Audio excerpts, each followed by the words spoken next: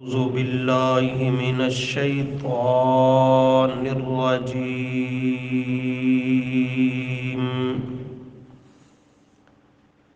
بسم الله الرحمن الرحيم.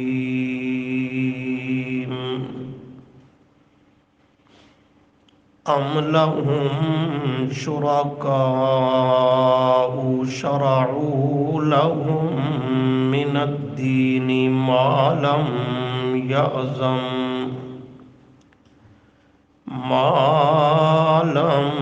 يأذن به الله،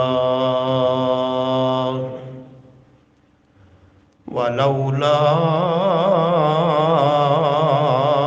كلمة الفصل لقضي بينهم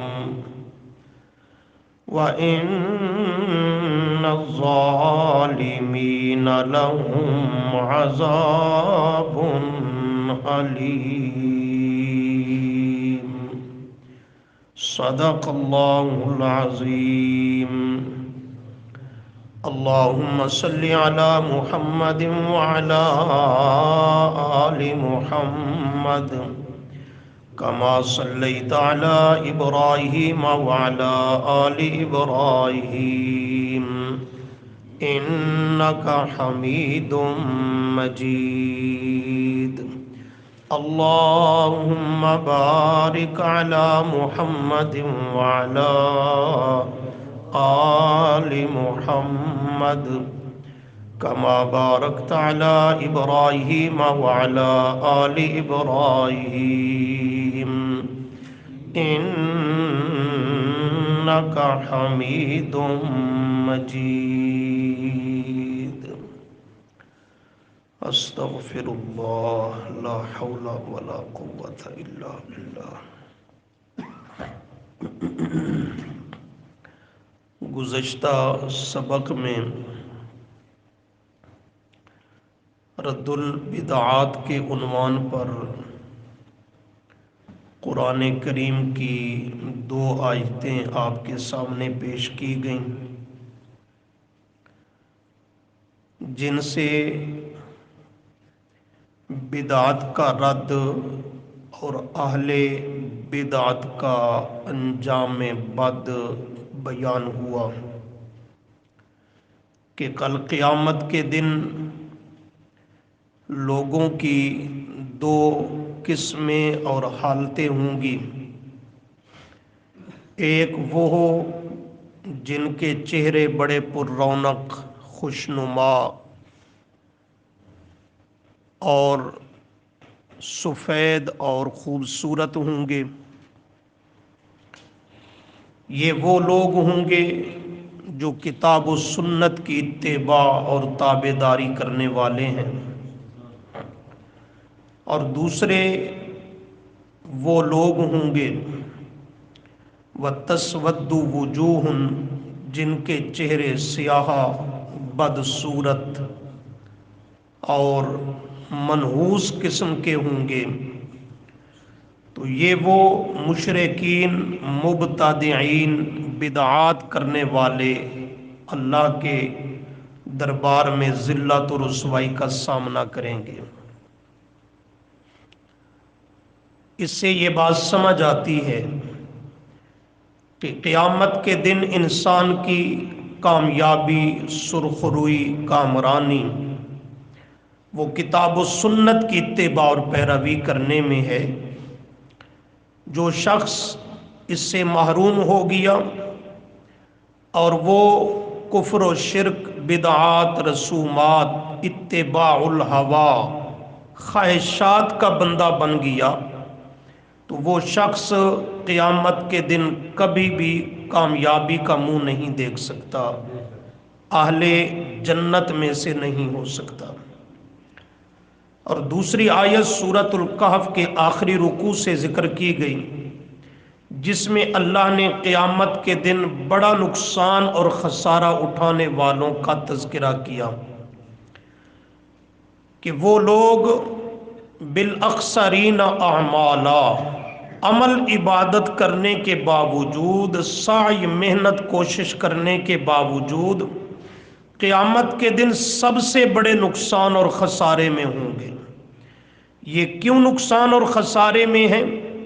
فرمایا اس لیے کہ ان کے عقیدے میں فتور ہے، شرک ہے، بدعات ہیں، راہ مستقیم سے ہٹے ہوئے اور بہکے ہوئے ہیں کہ یہ جو ہی عمل عبادت کر کے فارغ ہوتے ہیں تو الذین ضل سعیہم فی الحیات الدنیا، اللہ ان کی ساری سعی اور محنت کو ضائع اور برباد کر دیتا ہے، گم کر دیتا ہے اسی دنیا کی زندگی میں۔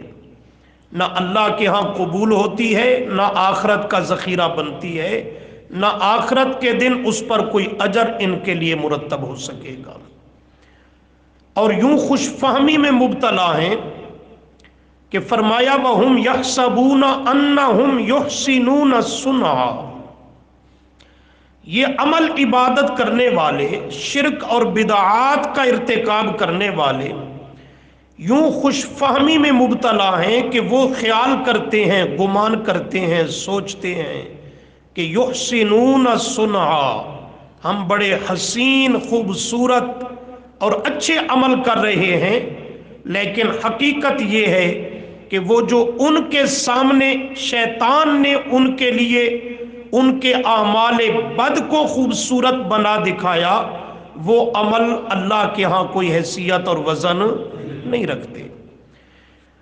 تو آج کے سبق میں بھی اسی مضمون پر چند آیات ذکر کرنی ہیں جن سے بدعت اور اہل بدعت کی مذمت، ان پہ رد اور ان کا انجام بیان ہوگا۔ چنانچہ آپ کے سامنے یہ جو آیت کریمہ تلاوت کی گئی 25ویں پارہ سے سورہ حامیم الشورى اور آیت نمبر اس کی 21، اس میں بھی مضمون یہی آ رہا ہے۔ اگرچہ یہ آیت تفصیل طلب ہے لیکن بات لمبی ہو جائے گی، تھوڑا سا پیچھے دیکھ لیجئے پس منظر اس کا ذرا، صفحہ 772 772 سورہ حامیم الشورى کی آیت نمبر 13، 12 کے بعد 13، صفحے کے آخر سے 5ویں سطر۔ فرمایا شرع لکم من الدین، مل گیا جی، شرع لکم، شرع مقرر کیا، شرع مقرر کیا، لکم تمہارے لیے، اللہ نے من الدین دین سے، وہ شریعت کو، راستے کو اللہ نے تمہارے لیے دین سے مقرر کیا، ما وصی بہ نوحا، وہ دین جو تمہارے لیے بھی مقرر کیا، اس کا راستہ فرمایا یہ کوئی نیا اور انوکھا نہیں ہے، یہ پہلے انبیاء علیہ السلام سے بھی یہی چلا آ رہا ہے۔ ما وہ دین، وہ شریعت، وصی بہ نوحا، شرع سے مراد راستہ، مقرر کیا تمہارے لیے اللہ نے دین سے، وہ جو وصیت کی یعنی حکم کیا، ساتھ اس کے اللہ نے نوحاً حضرت نوح کو، حضرت نوح کو بھی اسی کا حکم کیا، یہی دین توحید ان کے لیے مقرر کیا۔ والذی اوحینا الیک، اور پھر اسی دین کا اللہ فرماتے ہم نے وحی کی میرے پیغمبر الیکا، آپ کی طرف، آپ کی طرف ہم نے اسی دین کو وحی کیا، اور آپ کے لیے بھی وہی دین توحید لا الہ الا اللہ کو مقرر کیا۔ وما وصینا بہ، اور وہی دین کہ جو ہم نے وصیت کی، تاکیدی حکم کیا تھا ساتھ اس کے ابراہیم، حضرت ابراہیم کو، موسیٰ اور حضرت عیسیٰ اور حضرت عیسیٰ کو۔ کتنے پیغمبروں کا تذکرہ آ گیا؟ اختلاف ہو گیا نا امت میں، 5، جزاک اللہ، 5 والے ٹھیک ہیں بھائی۔ حضرت نوح والذی اوحینا الیک نبی کریم صلی اللہ علیہ وسلم 2، اور حضرت ابراہیم، حضرت موسیٰ، حضرت عیسیٰ علیہ السلام، ان کو اولو العزم کہا جاتا ہے۔ ان 5 پیغمبروں کو سارے انبیاء شان والے، لیکن سارے نبیوں میں یہ 5 اولو العزم باقیوں سے بڑھ کر شان والے، یہ 5 انبیاء۔ پھر ان 5 میں امام الانبیاء صلی اللہ علیہ وسلم وہ سب سے شان اور عظمت میں بڑھ کر کے ہیں۔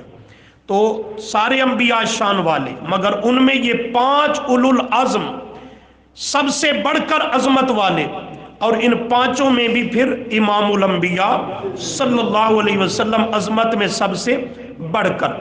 اب دیکھیں یہاں ایک اور نقطہ بھی قرآن نے دیا کہ فرمایا شرع لکم من الدین ما وصی بہ، پڑھو ذرا، نوحا ما وصی بہ نوحا، حضرت نوح کا ذکر کیا، آگے والذی اوحینا الیک نوحا، حضرت نوح کا اول اس لیے ذکر کیا، ذرا ترتیب کو دیکھیں کہ بات حضرت نوح سے چلی۔ حضرت نوح سے پہلے تو شرک ہی نہیں تھا دنیا میں، کفر بھی نہیں تھا، تو یہ حضرت نوح سے چونکہ بات چلائی جا رہی تھی تو حضرت نوح کا اول ہم تذکرہ کرنا اس لیے ضروری تھا۔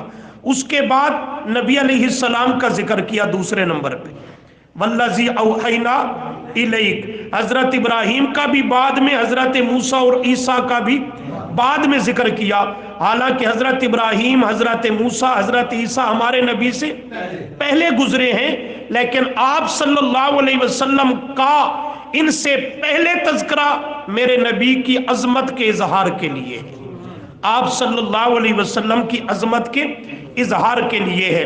اللہ فرماتے ہیں ان سب کے لیے ہم نے دین مقرر کیا، ان انبیاء علیہ السلام کے لیے، اور تذکرہ صرف ان 5 کا کیا کہ یہ اولو العزم ہیں، وگرنہ ہر نبی کے لیے دین توحید یہی مقرر ہوا۔ فرمایا ان کو حکم دیا اپنے اپنے وقتوں میں کہ ان اقیم الدین، ان اقیم الدین، کہ اس دین کو قائم کرو، اس دین کی اقامت، اس کو قائم کرو مطلب نافذ کرو۔ دین کا معنی قانون، قانون الہی، یہ دین اسلام ہے۔ فرمایا اس کے متعلق ہر نبی کو اپنے اپنے دور میں ہم نے یہ حکم دیا کہ ان اقیم الدین، اس دین کو کیا کرو؟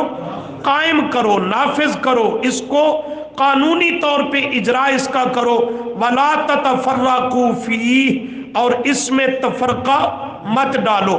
اللہ فرماتے ہیں یہ سلسلہ چلتا آیا، امام الانبیاء صلی اللہ علیہ وسلم آخر الانبیاء بن کر مبعوث ہوئے، آپ کو بھی یہی دین توحید اللہ نے عطا کیا، اور اللہ کے محبوب صلی اللہ علیہ وسلم کو بھی حکم دیا ان اقیم الدین، کہ آپ بھی دین کو کیا کرو؟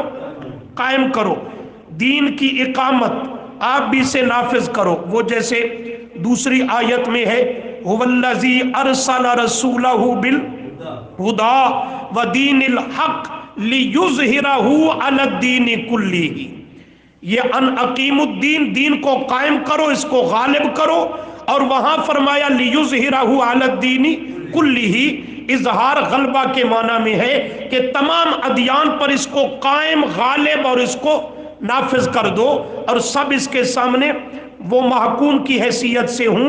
فرمایا یہ کوئی معمولی نہیں، میرے پیغمبر کابورا بہت ناگوار گزرتا ہے، بہت گراں گزرتا ہے، علی المشرکین، مشرکوں پر بہت بڑا وزنی اور بھاری، بہت بڑا بوجھ اور بہت ناگوار گزرتا ہے مشرکین کو، ما تدعوہم الیہ، ما وہ مسئلہ، ما کا معنی لا الہ الا اللہ، یہ مسئلہ لا الہ الا اللہ، میرے پیغمبر ما وہ مسئلہ تدعوہم، کہ آپ ان کو بلاتے ہیں، دعوت دیتے ہیں، الیہ، اس مسئلہ کی طرف آپ ان کو دعوت دیتے ہیں، تو میرے پیغمبر ان پر یہ کابورا، بہت ناگوار اور بہت گراں گزرتا ہے انتہائی ان کے لیے مشکل اور بھاری ہے، وہ کہتے ہیں ہمیں کوئی پتھر سر میں دے مارے پر لا الہ الا اللہ کوئی نہ سنائے۔ آج بھی یہی کیفیت ہوتی ہے نا، لیکن اللہ کی قدرت ہے، جن کو اللہ نے یہ مسئلہ سمجھا دیا، ان کے دل و دماغ میں اتار دیا، ان کو ہدایت اور ایمان بخش دیا، ان کے لیے یہ مسئلہ اتنا میٹھا ہے کہ شہد سے بڑھ کر۔ یہ مسئلہ بیان نہ ہو تو گزارے کوئی نہیں، چسوی کوئی نہیں۔ اور جن کو اللہ نے اپنی توحید کی سمجھ اور فہم سے بوجہ ان کی ضد و عناد کے محروم رکھا ہے، ان کے لیے یہ مسئلہ اتنا ناگوار، اتنا کڑوا، اتنا بھاری کہ وہ کہتے ہیں خدایا کوئی ہمیں گولی مار دے پر مسئلہ توحید نہ سنائے۔ کابورا علی المشرکین، کابورا فعل تعجب کا صیغہ ہے، اتنا بھاری اور ناگوار ان پہ گزرتا ہے۔ کابورا علی المشرکین ما تدعوہم الیہ، وہ مسئلہ جس کی طرف آپ ان کو دعوت دیتے ہیں۔ اللہ یجتبی، اللہ کریم کی یہ شان ہے، یجتبی وہ چن لیتا ہے، یجتبی چن لیتا ہے، پسند کر لیتا ہے، منتخب کر لیتا ہے، الیہ اپنی طرف، یعنی ہدایت اور اس مسئلہ کے لیے من یشاء، جسے چاہتا ہے، اس کی انابت کی وجہ سے، طلب اور تلاش کی وجہ سے، وَيَهْدِي، اور وہ ہدایت دیتا ہے، رہنمائی کرتا ہے، الیہ طرف اس مسئلہ کے پر، کس کو؟ من یونیب، جس میں کیا ہو؟ انابت۔ انابت کا معنی رجوع، طلب۔ تو فرمایا اسے اللہ ہدایت دیتا ہے اور اپنی طرف اسے کھینچ لیتا ہے، چن لیتا ہے۔ تو یہاں اس آیت میں مضمون کون سا بیان ہوا کہ میں اللہ نے سارے انبیاء کو دین، وہ دین توحید دے کر کے بھیجا ہے، مسئلہ توحید دے کر کے ان کو مبعوث کیا ہے۔ تو مشرکین پہ اللہ شکوہ کرتے ہیں کہ تمہیں دھوکہ کہاں سے لگا؟ ساری آسمانی کتابیں آئیں تو یہ مسئلہ توحید لے کر کے آئیں، اور تمام انبیاء آئے تو اسی دین کی اقامت کی خاطر آئے، اسی دین کو بیان کرنے کے لیے آئے۔ مشرکین تمہیں کہاں سے دھوکہ لگا، کہاں سے تمہارا قدم پھسل گیا کہ تم نے وہ آسمانی کتابوں کا لایا ہوا دین، دین توحید چھوڑ دیا، انبیاء کا پیش کردہ دین، دین توحید چھوڑ دیا، اور ایک نیا دین گھڑ لیا، شرک پہ مبنی اور بدعات پہ مبنی۔ تم نے وہ دین کیا کر لیا؟ گھڑ لیا۔ اب سبق کی آیت دیکھو، یہ سمجھنی آسان ہو جائے گی۔ فرمایا ام لہم، صفحہ 774، آیت نمبر 21، ام لہم شرکاء، ام کیا، ام کا معنی کیا، لہم واسطے ان کے ہیں، شرکاء شریک، شرکاء کیا واسطے ان کے کوئی شریک ہیں؟ یہ استفہام انکاری ہے کہ اللہ کریم کا تو کوئی شریک نہیں، کوئی بن سکتا بھی نہیں، لیکن انہوں نے اپنے ذام میں، اپنے خیال میں، اپنے عقیدے اور نظریہ کے مطابق جن جن ہستیوں کو اللہ کا کیا ٹھہرایا ہوا تھا؟ شریک ٹھہرایا ہوا تھا۔ تو اللہ فرماتے ہیں ام لہم شرکاء، کیا ہیں واسطے ان کے کوئی شریک، شرعوا، وہاں تھا شرع لکم من الدین جو پیچھے آیت پڑھی ہے ابھی، یہاں شرعوا کہ انہوں نے مقرر کر دیا، انہوں نے بنا لیا، مشروع کر دیا، لہم ان کے لیے، من الدینی دین سے۔ اللہ فرماتے ہیں میں نے تو دین مقرر کیا، انبیاء کو اس کے قائم کرنے کا حکم دیا، وہ دین دین توحید تھا، آسمانی کتابوں میں وحی کی شکل میں نازل کیا، وہ دین دین توحید تھا۔ مسئلہ الہ میں پڑھ چکے ہو سورہ انبیاء سے، ھذا ذکر من معی و ذکر من قبلی، قرآن بھی یہی مسئلہ لے کر کے آیا کہ انما الہکم الہ واحد، اور اس سے پہلے من قبلی تورات زبور انجیل وغیرہ سب آسمانی کتابوں کا خلاصہ اور مرکزی مسئلہ اور مخدوم مسئلہ بھی یہی رہا، لا الہ الا اللہ۔ تو اللہ فرماتے ہیں یہ جو تم نے شرک والا بناوٹی دین اختیار کیا، بدعات پہ مبنی بناوٹی دین اختیار کیا، تو میں اللہ نے تو یہ بناوٹی دین نازل نہیں کیا، یہ نبیوں کو دے کر کے نہیں بھیجا۔ تو ام لہم شرکاء، کیا واسطے ان کے کوئی شریک ہیں جنہیں خود انہوں نے رب کا شریک ٹھہرایا ہوا ہے، شرعوا، انہوں نے بنا لیا، مشروع کیا، جاری اور مقرر کر دیا، لہم، ان کے لیے، اپنے ماننے والوں کے لیے، من الدین، دین سے، ما، وہ عقیدہ، ما عام ہے، ما، وہ عقیدے، وہ اعمال، وہ اقوال، لم یعظم بہ اللہ، جس کا اللہ نے اذن اور اجازت نہیں دی۔ اللہ نے شرک کا کوئی اذن اور اجازت نہیں دی، اللہ کریم نے بدعات کا کوئی اذن اور اجازت نہیں دی۔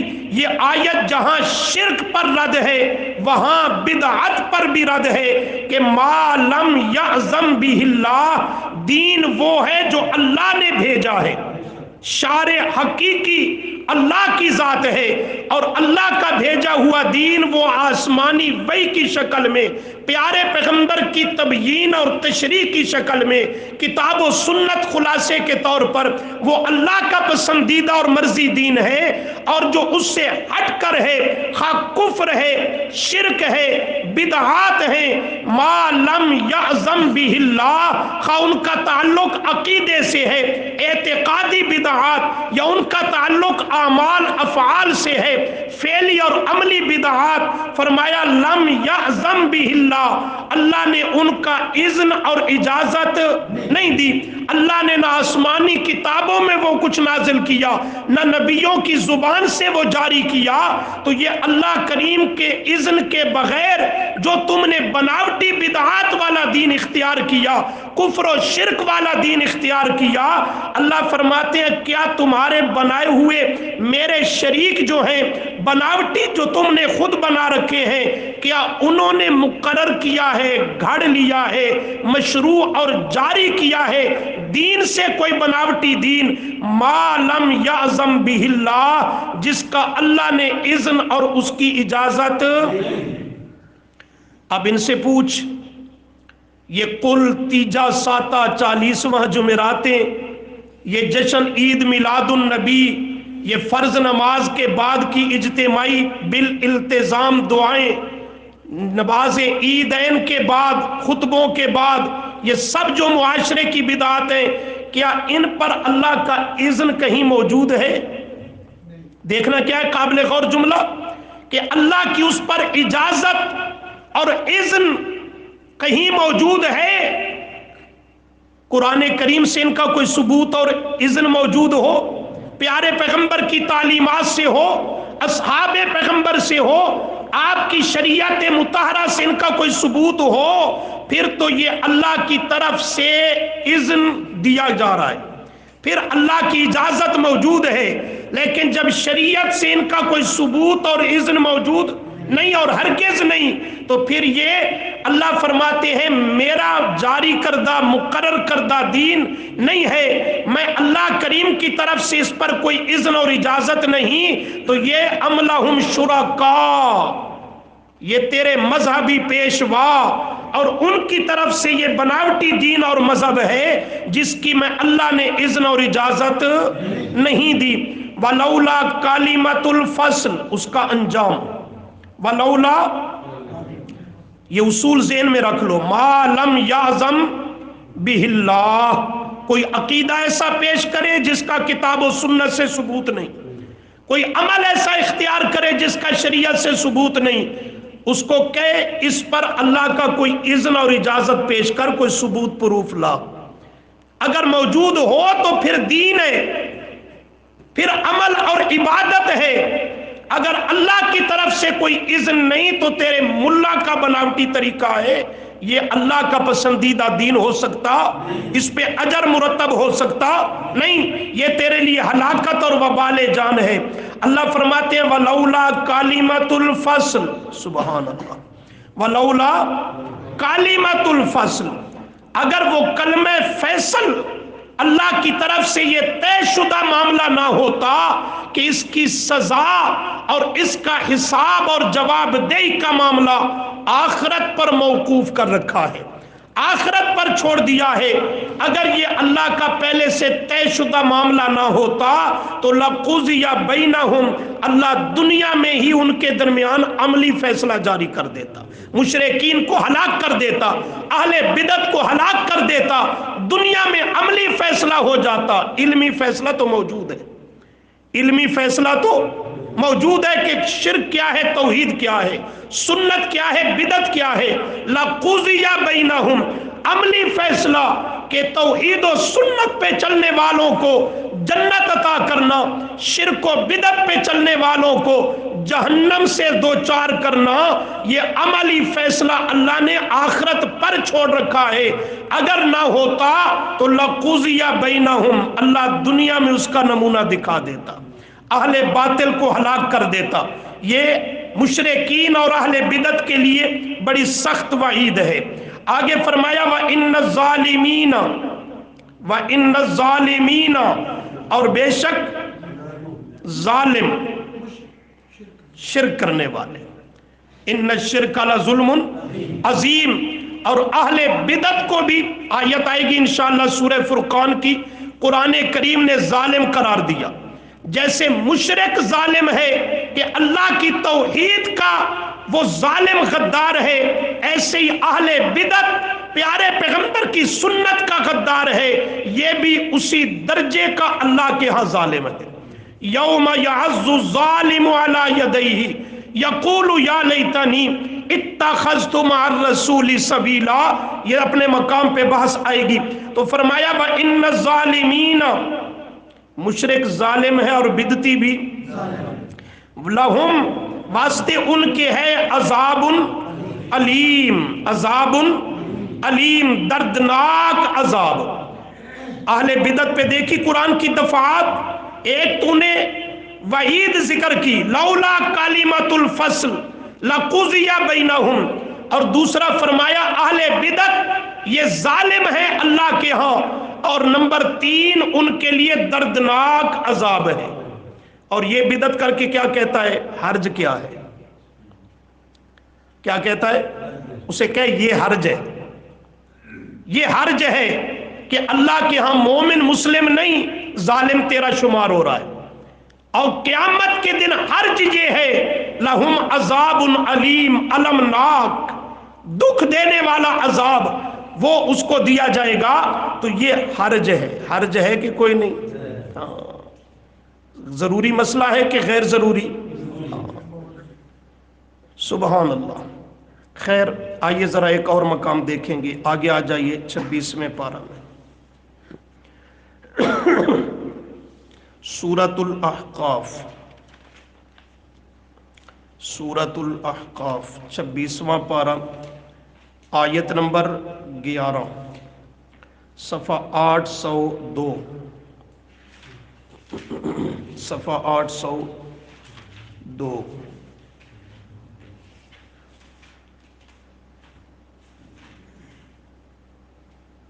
صفحے کی آخری سطر جی، رکوع کے بعد فرمایا وقال الذین کفروا، مل گیا، للذین آمنوا لو کان خیرا ما سبقونا الیہ۔ بس یہی آیت کا پہلا حصہ ہمارے سبق سے متعلق ہے۔ یہاں بات ہو رہی ہے کہ وقال الذین کفروا، یہ اللہ شکوہ کر رہے ہیں، اور کہا الذین، ان لوگوں نے، کافروا، جنہوں نے کفر کیا، کافروں نے کہا کس کے بارے میں؟ للذین آمنوا، اہل ایمان، مومنین، صحابہ رضی اللہ عنہم کے متعلق، لو کان، اگر ہوتا، خیرن، بہتر، خیرن، بہتر، یہ قرآن، یہ دین اسلام، یہ پیغمبر، اس پر ایمان لانا، یہ اگر کوئی خیر ہوتی اس میں بہتر ہوتا تو ما سبقونا الیہ، یہ ہم سے سبقت اور پہل اس میں نہ کرتے، اس کی طرف اس کو ماننے کے لیے ہم سے پہل اور سبقت نہ کرتے۔ کافروں نے کہا جب صحابہ کرام رضی اللہ عنہم ایمان لا رہے تھے، مرتبہ صحابیت پر فائز ہو رہے تھے، تو کفار کو کسی نے کہا یہ قرآن اللہ کا عظیم و شان کلام، یہ پیغمبر خیر الانام، یہ ایمان، یہ ہدایت، یہ اتنی بڑی خیر، اتنی بڑی بھلائی، رب کی نعمت عظما، یہ لوگ دھڑا دھڑ قبول کرتے جا رہے ہیں، اس کو اختیار کرتے جا رہے ہیں، اور تم ہو کہ دنیا کے بڑے بڑے مال و دولت رکھنے والے، دنیا کا عہدہ اقتدار جاہ و حشمت رکھنے والے، تم اس سے محروم ہو۔ یہ ان کو تانا دیا گیا۔ تو وہ آگے سے کہنے لگے اگر اس پیغمبر کے لائے ہوئے دین میں کوئی خیر ہوتی، بھلائی ہوتی، واقعی یہ کوئی نعمت ہوتی، تو جیسے دیگر دنیاوی نعمتوں میں ہم سب سے آگے ہیں، تو اس کے قبول کرنے میں بھی ہم سب سے آگے ہوتے۔ یہ جو اس کے ماننے کے مدعی ہیں اور مسلمان ہیں، صحابہ کہلاتے ہیں، یہ جیسے دنیاوی معاملات میں، مال و دولت میں، حسب نسب میں اور عہدہ اقتدار میں، دنیا کی شہرت میں ہم سے پیچھے ہیں، تو یہ اس خیر میں بھی ہم سے پیچھے رہتے، دین اسلام والی خیر میں بھی ہم سے کیا رہتے؟ پیچھے رہتے۔ یہ جو قبول کر رہے ہیں تو ہم یہ سمجھتے ہیں کہ اس دین میں کوئی خیر، الیاذ باللہ۔ سمجھ گئے بات کو؟ اللہ نے اس پر شکوہ اور رد کیا، فرمایا وقال الذین کافروا، یہ کہتے ہیں کافر لوگ، للذین آمنوا، اہل ایمان کے بارے میں، لو کان خیرن، لو کان، اگر اس دین میں، اس قرآن میں، اس ہدایت اور ایمان میں کوئی خیر ہوتی، کوئی خیر ہوتی، تو ما سبقونا، ما نافیہ ہے، ما سبقونا، نہ ہم سے وہ سبقت کرتے، اس کے ماننے میں ہم سے وہ پہل سبقت نہ کرتے، آگے نہ بڑھتے، الیہ، اس کی طرف، اس کے ماننے کی طرف ہم سے آگے نہ بڑھتے۔ اللہ نے نقطہ سمجھا دیا، جس کو صحابہ نے مانا، جس کو صحابہ نے کیا، وہ خیر ہی خیر ہے، وہ خیر ہی خیر ہے، اور جو صحابہ کے قول و فعل سے، صحابہ کے لائے ہوئے امت کے سامنے پیش کردہ دین سے، جو پیارے پیغمبر سے انہیں منتقل ہوا، اس سے جو ثابت نہ ہو اس میں خیر ہو سکتی؟ ہمارے سبق کا یہ جملہ ہے۔ طرز استدلال کیا ہے کہ جو صحابہ کا دین ہے، وہ عقیدہ ہو یا عمل ہو، وہ خیر ہی خیر ہے، اس میں خیر ہی خیر ہے، اور جو پیارے پیغمبر کی شریعت سے، صحابہ سے ثابت نہ ہو، وہ عقیدہ ہے تب بھی شر ہے، وہ عمل ہے تب بھی شر ہے، اس میں خیر نہیں ہو سکتی۔ خیر صحابہ کے ساتھ لازم ہے۔ کن تم خیرہ، یہ کڑیاں ملاتے جاؤ، کن تم خیرہ امت اخرجت للناس، اخرجت للناس، اللہ نے فرمایا کن تم خیرہ امت، میرے پیغمبر کے صحابہ تم ہی تو خیر امت ہو، تم ہی تو خیر امت ہو، امت کا وہ طبقہ، وہ حصہ ہو کہ جس میں اللہ نے خیر کو لازم اور بند کر دیا۔ اللہ کریم کے محبوب صلی اللہ علیہ وسلم کا زمانہ، صحابہ کا زمانہ، وہ خیر ہی پر مبنی ہے، کیونکہ اس میں خیر والے قرآن کا نزول ہو رہا ہے۔ چوتھے پارہ میں وَلْتَكُمْ مِنْكُمْ أُمَّةٌ يَدْعُونَ إِلَى الْخَيْرِ يَدْعُونَ إِلَى الْقُرْآنِ، یہ قرآن الخیر ہے، خیر سے بھرا کلام ہے قرآن مقدس۔ یہ جس دور اور زمانے میں اتر رہا تھا، اس کے اول ماننے والے اہل ایمان صحابہ کا زمانہ ہے، اور جو پیغمبر آیا وہ بھی خیر الانام پیغمبر ہے، میرا خیر کا مجسمہ اور باعث خیر بن کر آیا اور خیر کا ہادی بن کر کے آیا، اور صحابہ کرام کا عقیدہ، ان کا عمل، ان کا طرز زندگی یہ لو کان خیرا ما سبقونا الیہ خیر پہ مبنی ہے، تو وہ سارا زمانہ اتنا خیر والا زمانہ ہے کہ میرے پیغمبر نے فرمایا خیر القرون قرنی، خیر القرون قرنی ثم الذین یلونہم ثم الذین یلونہم، تمام زمانوں میں سب سے خیر والا زمانہ میں آمنہ کے لال صلی اللہ علیہ وسلم کا ہے، اور پھر میرے صحابہ کا زمانہ خیر والا ہے، اور صحابہ کے بعد تابعین کا زمانہ خیر والا ہے۔ تو خیر صحابہ کے ساتھ لازم ہے۔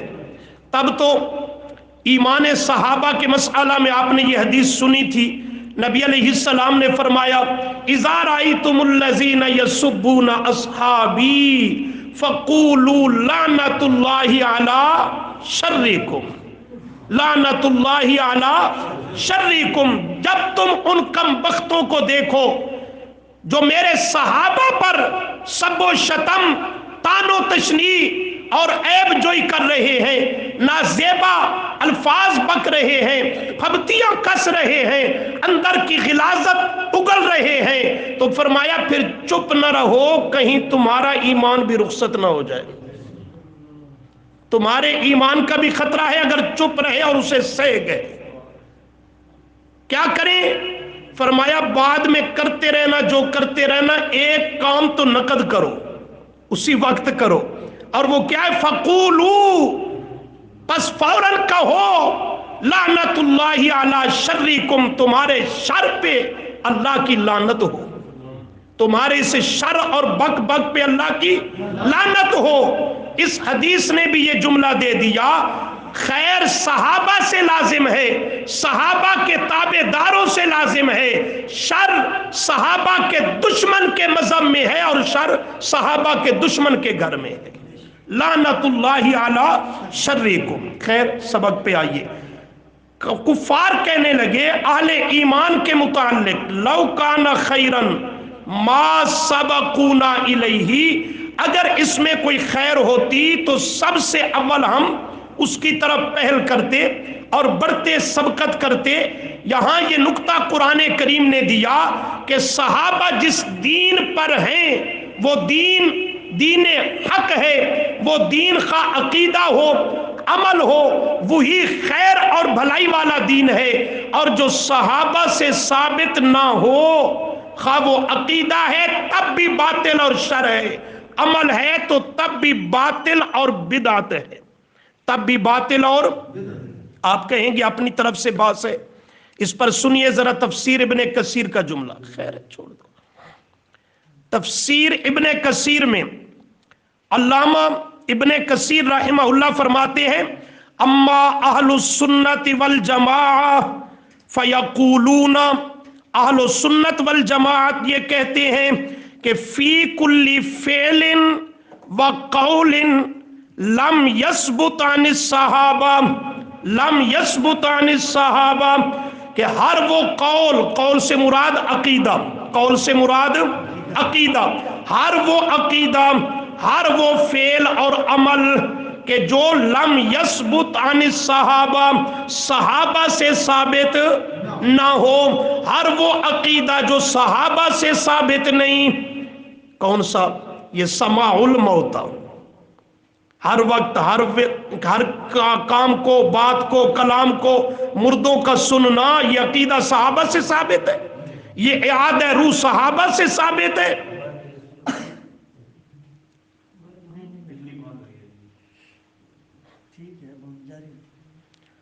یہ صحابہ سے ثابت نہیں، یہ نور من نور اللہ، یہ صحابہ سے ثابت ہے۔ نبی علیہ السلام کو اور دیگر انبیاء اولیاء کو عالم الغیب کہنا یہ صحابہ سے ثابت، انبیاء اور نبی علیہ السلام کو حاضر ناظر کہنا یہ عقیدہ بھی صحابہ سے ثابت نہیں. یا رسول اللہ مدد کی پکار صحابہ سے ثابت، یا علی مدد کی پکار صحابہ سے ثابت، یا پنجتن پاک اور پیران پیر مدد کی پکار صحابہ سے ثابت.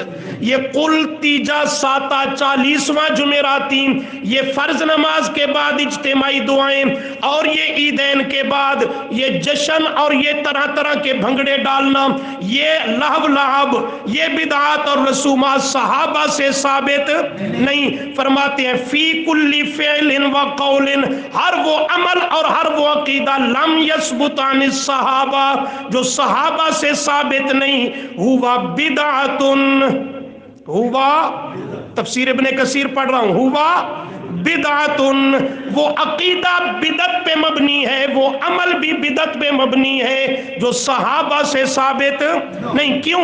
اس لیے کہ لِأَنَّهُ، اللہ کریم کا ارشاد ہے لَوْ كَانَ خَيْرًا مَا سَبَقُونَا إِلَيْهِ. اللہ کریم کا یہ ارشاد یہی مسئلہ سمجھا رہا ہے. اور آگے جملہ سنیے گا، فرماتے ہیں لِأَنَّهُمْ لَمْ يَتْرُكُوا خَصْلَةً مِّنْ خِصَالِ الْخَيْرِ إِلَّا وَقَدْ بَادَرُوا إِلَيْهَا. فرماتے ہیں کہ اس لیے صحابہ کرام رضی اللہ عنہم اتنے دین کے حریص تھے کہ کوئی بھی خیر اور نیکی کا کام صحابہ نے چھوڑا نہیں. جو بھی عمل اور عبادت اور نیکی کا کام تھا وہ صحابہ نے اختیار کیا. جو صحابہ نے اختیار نہیں کیا وہ پیارے پیغمبر کے دین اور شریعت میں ہے ہی نہیں. اسی کا نام بدعت ہے. پیچھے ایک جملہ سبقن کا آیا ہوں، عقیدے اور ایمان کے لیے معیار اور کسوٹی ہے تو قرآن مقدس ہے. اللہ الذی انزل الکتاب بالحق والمیزان. لیکن حدیث اور سنت کے لیے امتیاز، معیار اور کسوٹی، اور عمل اور عبادت کے لیے معیار اور کسوٹی ہے تو پیغمبر کی پاک جماعت ہے، صحابہ کرام رضی اللہ عنہم اجمعین. تو یہ آیت اور اس پہ فہم مفسرین کا یہی بات بتلاتا ہے وہ دین ہے جو صحابہ سے ملے. جو صحابہ سے نہ ملے، بعد کی ایجاد ہو، وہ دین نہیں، ہوا بدعت. وہی کیا ہے؟ وہی کیا ہے؟ بدعت ہے. ایک اور مقام دیکھیں گے جی، 6 پارہ سورہ مائدہ،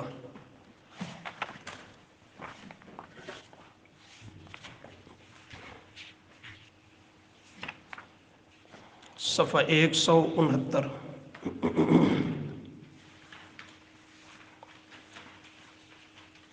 آیت نمبر 3، سورہ مائدہ آیت نمبر 3 پر. آیت لمبی ہے،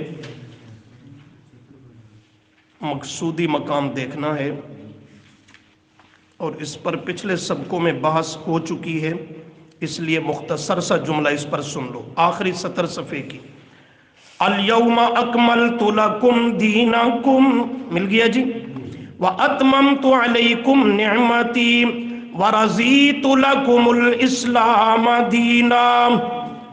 اس پر بحث یاد ہے نا کی ہوئی ہے، سبقن یہ آیت پڑھی ہوئی ہے. اس پر صرف مختصر جملہ سن لیجئے کہ 2 لفظ آ رہے ہیں. کتنے لفظ؟ ایک دین کے لیے لفظ اکملت، اکمال دین، اور دوسرا نعمت کے لیے اتممت، اتمام نعمت. لفظ کتنے آ رہے ہیں؟ 2. دین کے لیے لفظ اکمال، اکملت لکم دینکم، اور دینکم میں دین کی نسبت کس کی طرف ہے؟ صحابہ کی طرف. اور اتممت علیکم نعمتی، نعمت کے لیے لفظ اتمام آ رہا ہے. ان دونوں میں فرق ہے. علامہ سید محمود آلوسی رحمہ اللہ البغدادی تفسیر روح المعانی میں، اور امام قرطبی رحمہ اللہ اپنی تفسیر قرطبی میں، وغیرہ مفسرین نے اس پر بحث کی ہے. اکمال کس کو کہتے ہیں اور اتمام کس کو کہتے ہیں؟ فرماتے ہیں اکمال اس کامل شدہ چیز کو کہتے ہیں جس میں کسی شے کے بڑھانے کی بھی گنجائش نہ ہو اور کسی شے کے کم کرنے کی بھی گنجائش. اکمال دین کا کیا معنی؟ دین ایسا کامل، مکمل، اکمل ہے، اس سے کچھ نکالنے اور کم کرنے کی بھی گنجائش نہیں، اس میں کچھ اضافہ اور بڑھانے کی بھی گنجائش نہیں. کم کرے تو الحاد بنتا ہے، دین میں ثابت شدہ شے کا انکار کرے، کمی اور نقص کرے تو الحاد بے دینی بنتی ہے، دین میں وہ نہیں رہ سکتا، اور دین میں کچھ بڑھائے اضافہ کرے، نو ایجادات وہ دین میں داخل کرے تو اس کا نام بدعت بنتی ہے۔ اس کا نام کیا بنتی ہے؟ لفظ یہاں بھی کیا رہا ہے؟ الیوم اکملت لکم دینکم، بات دین کی ہے، نہ للدین کی نہ دنیاوی امور کی، بات ہے دین کے اندر ثابت شدہ شے کا انکار کرے تو الحاد ہے، اور دین کے اندر کوئی اضافہ اور چپر لگائے تو اس کا نام بدعات ہے، اس کا نام بدعات ہے۔ تو اکملتو کے لفظ میں اللہ نے دین پہ پہرا لگا دیا، اس پہ مہر لگا دی، اللہ کریم نے گرے لگا دی کہ جو پیارا پیغمبر تمہیں دین دے کر جا رہا ہے، اے امت کے لوگوں، دین میں اللہ کا مرضی دین، رضیت لکم الاسلام دینا، پسندیدہ دین، صراط مستقیم یہی دین ہے، اس سے کچھ کم کرو گے تو تب بھی اس دین سے تم دور چلے جاؤ گے، اور اس میں کچھ بڑھاؤ گے تو تب بھی وہ دین دین محمدی نہیں رہے گا، وہ دین دین محمدی نہیں رہے گا۔ تو اکملتو کے لفظ میں جہاں الحاد کا رد ہے وہاں بدعات کا بھی رد ہے۔ اس پر امام مالک، امام مدینہ، فقیہ امت، امام مالک رحمت اللہ تعالی علیہ کا بڑا عجیب فرمان ہے۔ علامہ شاطبی رحمہ اللہ نے اپنی کتاب الاعتصام میں اس کو نقل کیا۔ وہ فرماتے ہیں اسی آیت کا مفہوم بیان کرتے ہوئے، فرماتے ہیں من ابتدع فی الاسلام بدعتا، غور ہے آپ کی، من ابتدع فی الاسلام، بات کس کی آ رہی ہے؟ وہ تمہید اگر ذہن میں ہے تو بدعت کا تعلق فی الدین سے ہے، دین کے اندر سے، فی الاسلام فی الدین ہے۔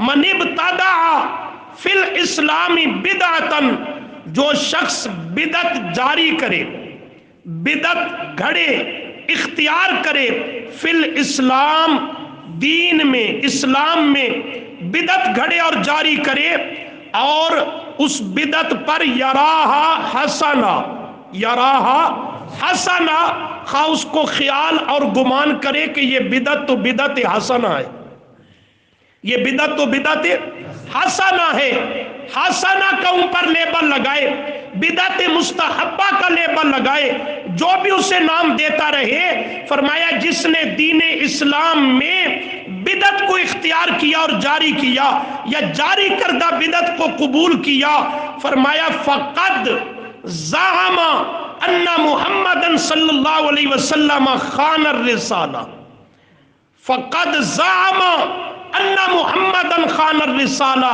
بس پکی بات ہے کہ اس نے محمد صلی اللہ علیہ وسلم کو رسالت میں خیانت کرنے والا گمان کر رکھا ہے۔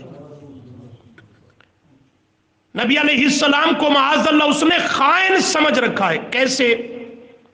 کوئی نیا عقیدہ جاری کرتا ہے، کوئی نیا عمل جاری کرتا ہے جو پیارے پیغمبر نے امت کو بتلایا نہیں، تو وہ اپنے عمل سے، عقیدے سے کیا ثابت کرنا اور ظاہر کرنا چاہتا ہے؟ یہ دین تو تھا، یہ عمل عبادت تو تھی، یہ نیکی کا کام تو تھا، پر پیارے پیغمبر نے امت کو بتایا نہیں، تو معاذ اللہ اپنے اس فریضہ میں آپ نے کوتاہی برتی اور خیانت فرمائی، الیاذ باللہ، الیاذ باللہ۔ اس کو بدعت حسنہ کا نام دے تب بھی پیارے پیغمبر کو خائن بتلا رہا ہے، اور بدعت مستحبہ کا نام دے تب بھی نبی کریم صلی اللہ علیہ وسلم کو معاذ اللہ رسالت، مشن رسالت کے پہنچانے میں خائن باور کرا رہا ہے۔ امام مالک فرماتے ہیں کیوں؟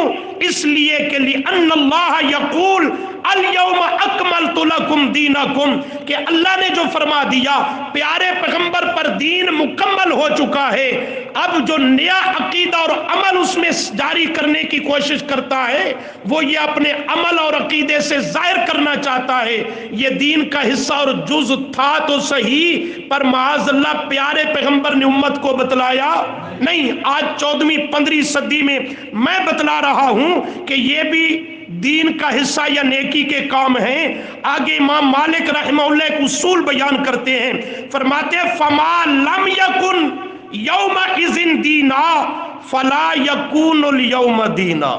بڑا عجیب جملہ ہے، فرماتے ہیں امام مالک رحمہ اللہ فما ما عام لم یکن یومئذ دینا، جو نبی کریم صلی اللہ علیہ وسلم کے زمانہ میں، صحابہ کرام رضی اللہ عنہم کے زمانہ میں خواہ عقیدہ ہو یا عمل ہو، فما لم یکن یومئذ دینا، جو اس وقت دین نہ تھا، فلا یکون الیوم دینا، وہ آج بھی دین نہیں بن سکتا۔ جو اس پیارے پیغمبر سے اور صحابہ سے کوئی ایمان یا عمل، کوئی عقیدہ، قول یا فعل بطور دین کے ثابت نہیں، اس وقت وہ دین میں شامل نہیں تھا، اور نو ایجاد ہے دین کے اندر، تو آج فرماتے ہیں وہ دین بن سکتا نہیں۔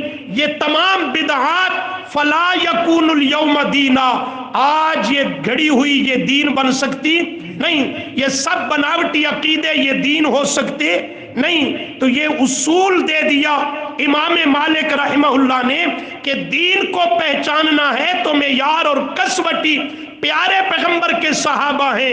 فما لم یکن یومئذ دینا، جو اس دن دین نہیں تھا، ان کے زمانے میں دین نہیں تھا، ان سے جو دین ثابت دین کے نام پر نہیں، فلا یکون الیوم دینا، وہ بعد کی گھڑی ہوئی چیزیں خواہ عقیدہ ہو یا عمل وہ آج دین بن سکتا نہیں ہے۔ خواہ اس کو بدعت حسنہ کہے، مستحبہ کہے، ایصال ثواب کا عنوان دے، کچھ بھی نام دیتا رہے، یہ لیبل لگانے سے دین میں کوئی تبدیلی نہیں آ سکتی۔